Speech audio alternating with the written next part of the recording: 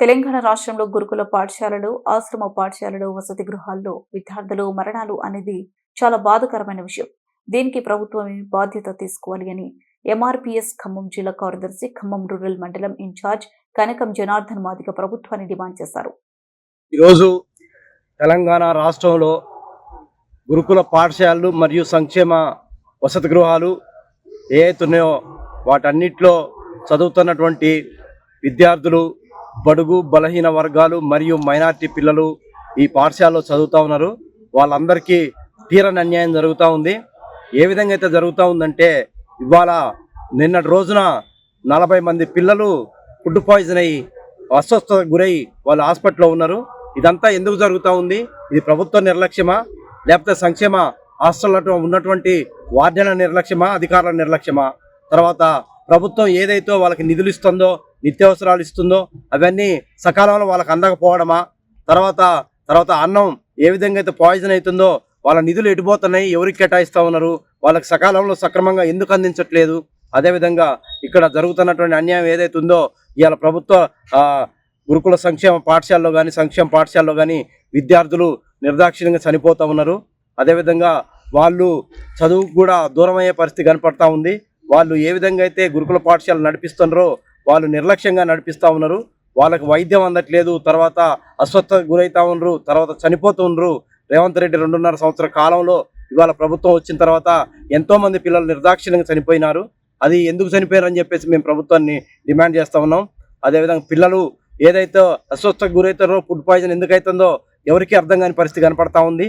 ఎప్పుడైతే విద్యార్థి సంఘాలు కానీ ఉద్యమకారులు కానీ పాఠశాలలోకి ఎప్పుడైతే వాళ్ళు వెళ్ళడం లేదో, అందుకని ఇవి పరిశీలన చేయడం లేదో, అందుకని ఇవన్నీ ఈ విధంగా జరుగుతూ ఉన్నాయని చెప్పేసి మేము భావిస్తూ ఉన్నాం. అప్పుడే ప్రభుత్వం అవసరమైతే చట్టం చేసి విద్యార్థి సంఘాలని, తర్వాత ఉద్యమకారులని కూడా అక్కడ జరిగేటటువంటి పరిశీలన చేసి రాసి వాటికి చట్టం తేవాలని చెప్పేసి నేను డిమాండ్ చేస్తూ ఉన్నాను. అదేవిధంగా ప్రభుత్వ ఏదైతే గురుకుల పాఠశాలలు కానీ సంక్షేమ పాఠశాలలు కానీ ఉన్నాయో వాటిలల్లా విద్యార్థులు ఎప్పుడైతే జాయిన్ అవుతారో ఆ జాయిన్ అయిన రోజే వాళ్ళకి ప్రభుత్వం ఇన్సూరెన్స్ కట్టాలి. తర్వాత అనుకోని కారణాల వల్ల ఎవరైనా విద్యార్థులు చనిపోతే వాళ్ళ యొక్క కుటుంబానికి 1 కోటి రూపాయలు ఎక్స్గ్రేషియా ఇవ్వాలి. అదేవిధంగా ఇన్సూరెన్స్ సంస్థలు కూడా వాటిని పరిగణలోకి తీసుకోవాలి. ప్రభుత్వాలు పరిగణలోకి తీసి తక్షణమే వాటిని చేయాలి. తర్వాత ఆ ఇంట్లో ఎవరైతే విద్యార్థి చనిపోయి ఉంటాడో ఆ విద్యార్థుల యొక్క ఇంట్లో ఒకరికి ప్రభుత్వ పర్మనెంట్ ఉద్యోగం కూడా ఇవ్వాలని చెప్పేసి మేము ప్రభుత్వాన్ని డిమాండ్ చేస్తూ ఉన్నాం.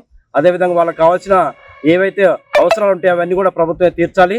తర్వాత ఇక్కడ ప్రతి గురుకుల పాఠశాలలో ఒక క్వాలిఫైడ్ డాక్టర్ని మరియు ఒక క్వాలిఫైడ్ నర్సుని, ఏఎన్ఎం నర్సుని వాళ్ళు పెట్టాలని చెప్పేసి మేము ప్రభుత్వాన్ని డిమాండ్ చేస్తూ ఉన్నాం. అదేవిధంగా ఇవాళ ఎందుకు ఇంత నిర్లక్ష్యం జరుగుతూ ఉంది అని ఈ పాఠశాలలో మనం చూస్తే క్షణక్షణం అనుక్షణం నిర్దాక్షిణ్యంగా వాళ్ళు పిల్లలు లేనిపోని అస్వస్థతలకు గురవుతూ ఉన్నారు. ఎందుకని ఇంత నిర్లక్ష్యం ప్రభుత్వానికి అని చెప్పేసి నేను ప్రభుత్వాన్ని డిమాండ్ చేస్తూ ఉన్నా.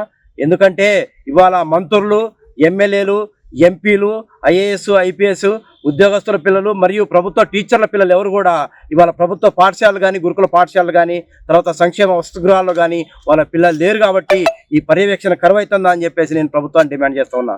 గతంలో ప్రభుత్వ పాఠశాలల్లోనే ప్రతి ఉద్యోగస్తుల పిల్లలు కానీ చదివేవాళ్ళు. ఇవాళ ఏ ఉద్యోగస్తుల పిల్లలు కూడా ప్రభుత్వ పాఠశాలలో చదివే పరిస్థితి లేదు. లక్షల గవర్నమెంట్ జీతాలు అయితే కావాలి, కానీ వాళ్ళ పిల్లల్ని మాత్రం ప్రభుత్వ పాఠశాలలో చదివిరా అని చెప్పేసి నేను ప్రభుత్వ ఉద్యోగస్తుల్ని మరియు ఐఏఎస్, ఐపీఎస్ మంత్రులు, ఎమ్మెల్యేలు, ఎంపీల పిల్లల్ని, ఎమ్మెల్సీ పిల్లల్ని చదివేయాలని చెప్పేసి నేను కాంగ్రెస్ ప్రభుత్వాన్ని డిమాండ్ చేస్తూ ఉన్నాం.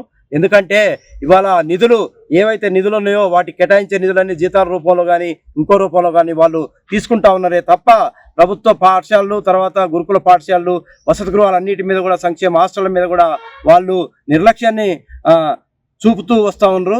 ఇట్లాంటి నిర్లక్ష్యాలు ప్రభుత్వ పాఠశాలలు, గురుకుల పాఠశాల మీద, ఆశ్రమ పాఠశాల మీద ఉండొద్దని చెప్పేసి నేను కాంగ్రెస్ ప్రభుత్వాన్ని డిమాండ్ చేస్తూ ఉన్నాం.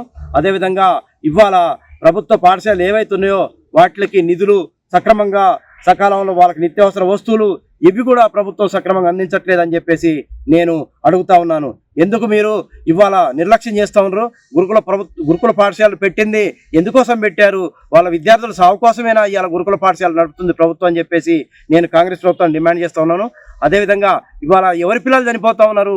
బడుగు బలహీన వర్గాల పిల్లలే, మైనార్టీ పిల్లలే ఇవాళ పాఠశాలలో చనిపోతూ ఉన్నారు. ఇదే అగ్రవర్ణాల పిల్లలు కానీ లేదా ఎంపీలు, ఎమ్మెల్యేలు, మంత్రులు, ఎమ్మెల్సీల పిల్లలు ఏమన్నా చనిపోతూ ఉన్నారా అని చెప్పి నేను ప్రభుత్వాన్ని ప్రశ్నిస్తూ ఉన్నాను. ఎందుకంటే ఇవాళ ప్రభుత్వాలు మరి నిమ్మకి నీరెత్తినట్లుగా ఇలాంటి వసతి గృహాల మీద, సంక్షేమ హాస్టళ్ల మీద, గురుకుల పాఠశాల మీద వాళ్ళు చూస్తూ ఉన్నారు. కాబట్టి ఇవన్నీ కూడా ముందు ముందు ఏవి కూడా ఇలాంటివి జరిగితే మేము సహించమని చెప్పేసి నేను డిమాండ్ చేస్తూ ఉన్నాను. ఎందుకంటే ఇలా బడుగు బలహీన వర్గాల పిల్లలకే ఇవాళ వాళ్ళ స్థితిగతులు సక్రమంగా లేకపోవడం వల్ల ఇవాళ గురుకుల పాఠశాలలో మరియు సంక్షేమ వసతి గృహాల్లో చదువుతూ ఉన్నారు. కాబట్టి ఇవాళ వాళ్ళ నిధులు ఏవైతే సక్రమంగా ప్రభుత్వాలు ఇవ్వట్లేదో అందుకని ఇలాంటివన్నీ జరుగుతున్నాయని చెప్పేసి అక్కడ పనిచేసే వర్కర్లు కానీ వీళ్ళు అందరూ వార్డెన్లు కానీ వాళ్ళందరూ చెబుతూ ఉన్నారు. మీరు ఏవైతే ఈ సంవత్సరం నిధులు వచ్చే సంవత్సరం నిధులు పై సంవత్సరానికి మీరు విడుదల చేస్తూ ఉన్నారో అట్లా కాకుండా సక్రమంగా వాళ్ళకి నిధులు సక్రమంగా విడుదల చేయాలి. అదేవిధంగా వాళ్ళకి సంక్షేమ వసతి గృహాల్లో జరుగుతున్నటువంటి ఏవైతే నిత్యావసరాలు ఉన్నాయో అవి కూడా సకాలంలో ఇవ్వాలి. తర్వాత ఇవాళ వాళ్ళకి అనారోగ్యం పాలైతే ఒక డాక్టర్ కానీ, ఒక ఏఎన్ఎం కానీ, క్వాలిఫైడ్ డాక్టర్, క్వాలిఫైడ్ ఏఎన్ఎం అక్కడ ఉండాలని చెప్పేసి ఉంచాలని నేను కాంగ్రెస్ ప్రభుత్వాన్ని డిమాండ్ చేస్తున్నాను. నా పేరు కనకం జనార్దన్ మాదిగ. నేను ఎంఆర్పిఎస్ ఎంఎస్పీ ఖమ్మం జిల్లా కార్యదర్శి.